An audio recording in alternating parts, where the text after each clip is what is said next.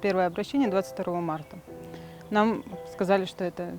Взяли анализы, посмотрели, сказали, что это просто кишечная инфекция, с которой мы можем справиться самостоятельно дома.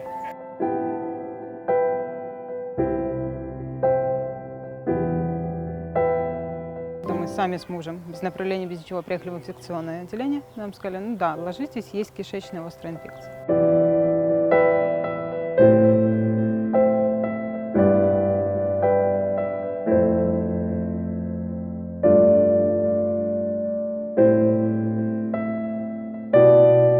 Нам поставили нейробластому забрюшинного пространства с поражением лимфоузлов и костного мозга 4-й стадии. Прошли уже одну химию. Сейчас мы будем в субботу получать вторую химию, начнем второй блок. Уже заграничными препаратами, купленные, то есть за свои деньги. И, скорее всего, нам понадобится пересадка костного мозга, что, конечно, будет очень сложно.